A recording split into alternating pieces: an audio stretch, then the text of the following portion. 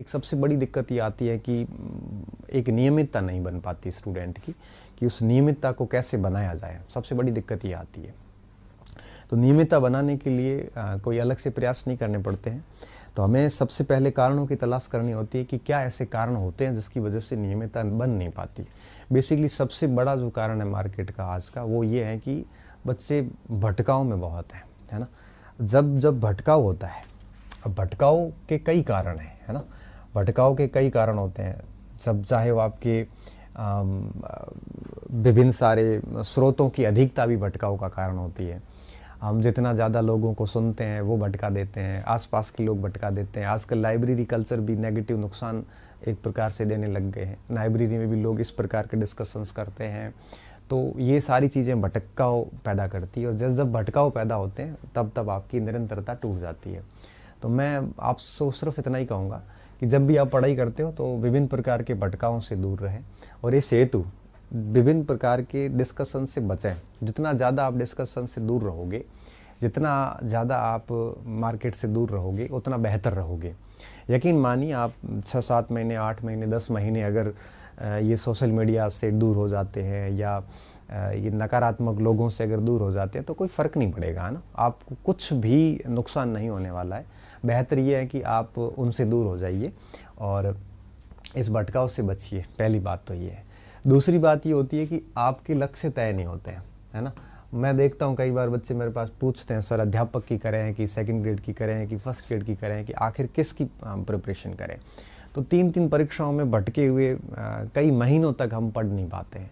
तो बेहतर ये होता है कि आप देख लीजिए भाई, आप पाठ्यक्रम देखिए। अगर आपके लिए बड़ा फेवरेबल पाठ्यक्रम है, आपने पहले कौन से अटैम्प्ट लिए हैं, है ना। इन सारी चीज़ों को देखते हुए आपकी जो काबिलियत है या आपको कौन सा ठीक लग रहा है, ये सब सोच के फटाफट एक डिसीज़न ले लीजिए, है ना। एक निर्णय लेने के बाद में आप अगर बैठोगे ना, तो फिर क्या टाइम मैनेजमेंट भी हो जाता है, सारी चीज़ें हो जाती है।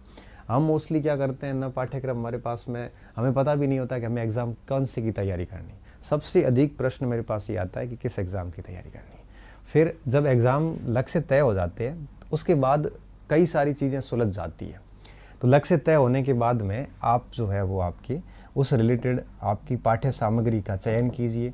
और इस हेतु आप बिल्कुल कंफ्यूज ना हो कि क्या पढ़ना चाहिए क्या नहीं पढ़ना चाहिए। 2-4-5 लोगों को सुन लो और उसके बाद में एक लिस्ट बना के और उसके अनुरूप पूरी पाठ्य वस्तु लाइए और उसके ऊपर आप बैठ के तैयारी शुरू कर दीजिए। देखो शिक्षक क्या कर सकता है, हम लोग क्या कर सकते हैं। हम ये कर सकते हैं कि जो आपकी मंजिल है, अब शिक्षक मंजिल तक नहीं पहुंचा सकता, शिक्षक आपकी मंजिल का रास्ता तय कर सकता है। मतलब आपको राह दिखा सकता है, उस राह के ऊपर चलकर आप मंजिल तक पहुंच सकते हो। हमारा काम सिर्फ इतना ही है। एक व्यक्ति हुए थे थॉमस कैरुदर्स करके, है ना। थॉमस कैरुदर्स हुए थे। उन्होंने कहा था कि शिक्षक वह है जो धीरे धीरे अपनी ज़रूरत को ख़त्म कर दे।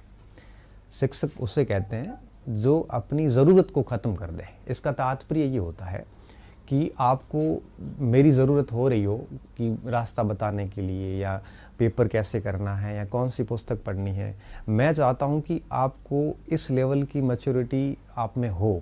आप हम लोगों से सीखने के बाद, आप अपनी परिस्थितियों से सीखने के बाद इस लेवल के मैच्योर हो जाओ कि आपको हमारी ज़रूरत ना रहे।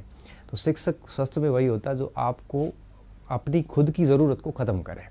और मैं यही चाहता हूँ कि आप खुद परिपक्व हो, आप खुद अपना रास्ता तय करें, आप खुद अपने निर्णय लें और विभिन्न प्रकार की इन मार्केट की इस जंजालों से दूर रहोगे। उतना जितना ज़्यादा दूर रहोगे उतना भटकाव कम आएगा और आप है वो फ़ायदे में रहोगे। तो सबसे बड़ी प्रॉब्लम ये आती है कि आपका लक्ष्य तय नहीं है। तो जितना जल्दी हो सकता है आप अपना लक्ष्य तय कीजिए और फिर इसमें भटकिए मत, मार्केट को मत सुनिए, आप मार्केट से दूर रहिए, है ना। मार्केट में देखो यूट्यूबर्स भी आते हैं, मार्केट के अंदर विभिन्न कोचिंग सेंटर भी आते हैं, मार्केट में अपने सारे साथी भी आते हैं। ये सब चीज़ों से दूर रहिए। इसके साथ साथ सोशल मीडिया पूरा मार्केट ही है। अब इसमें कई सारे लोग आएंगे कि भर्ती आ नहीं रही है, कोई कहेगा कि आपके विषय की पोस्ट नहीं आ रही है, कोई कहेगा कि ये हो रहा है वो हो रहा है। इन सारी चीज़ों से आप दूर रहिए, क्योंकि ये आपके हाथ में नहीं है। कब भर्ती आएगी, कब एग्ज़ाम्स होंगे, कब क्या होगा, इन सारी चीज़ों से आप जितना दूर रहोगे उतना फ़ायदे में रहोगे। क्योंकि विद्यालय बंद तो हुए नहीं है, आज नहीं तो कल वैकेंसी तो आनी है।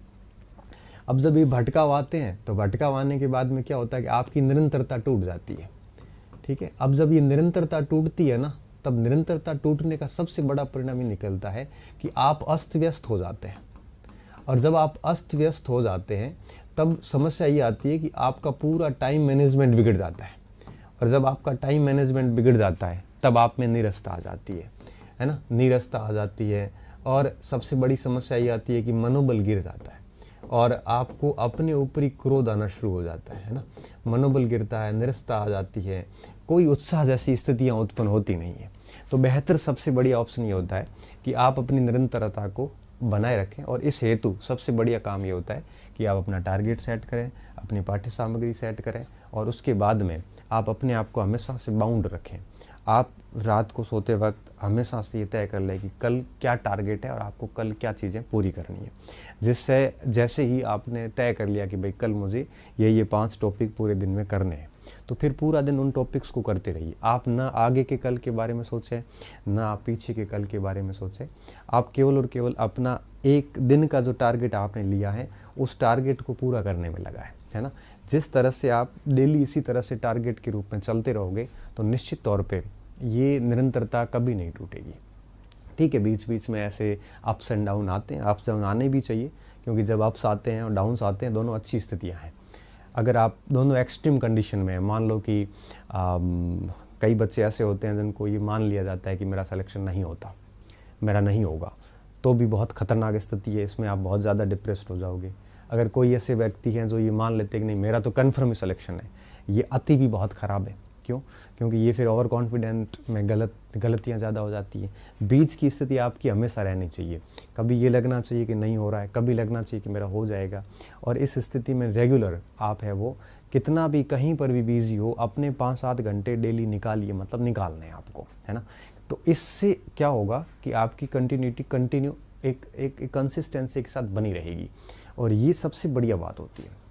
कई सारे स्टूडेंट ऐसे आते हैं कि सर मेरे के परिस्थितियाँ ठीक नहीं है, मेरे वो ठीक नहीं है। मानता हूँ सारी लोगों की परिस्थितियाँ सही भी नहीं होती।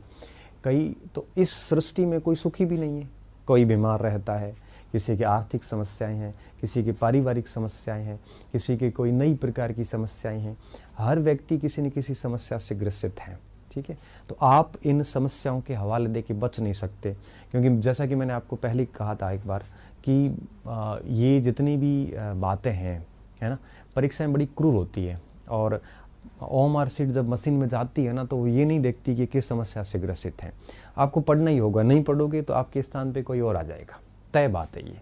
आप कभी भी ये कह के बच नहीं सकते कि भाई मेरी हालात ठीक नहीं है। हालात तो कईयों के ठीक नहीं है, पढ़ना ही होगा। कुछ जैसे आता है कि भाई महिलाएं कहती है कि हम गृहिणी हैं, हमें टाइम नहीं मिलता। तो कोई कहता है, कोई तो ये कहते हैं सर हम अध्यापक लगे हुए हैं, कहीं लगे हुए हैं, गवर्नमेंट जॉब में हैं, हम कैसे टाइम मैनेज करें। तो आप गवर्नमेंट जॉब में, आपको टाइम क्यों मैनेज करना है? आप तो टाइम निकालना पड़ता है, आपको टाइम मिलेगा थोड़ी ना। टाइम निकालिए, और अगर चाहते हो कि भाई हम करियर में प्रोग्रेस करें तो आप डेफिनेटली पढ़िए, अगर आपको लगता है तो, अदरवाइज ज़रूरत नहीं होती उसकी, है ना। तो बढ़िया तरीके से मेहनत करिए, नियमितता लगातार बनाइए और डेली रूटीन का ध्यान रखिए। जिस दिन आपका रूटीन टूट गया, है ना, रूटीन का बना रहना बहुत ज़रूरी होता है। हर दिन आप मन भी नहीं है ना तो भी कुछ न कुछ पढ़ते रहिए।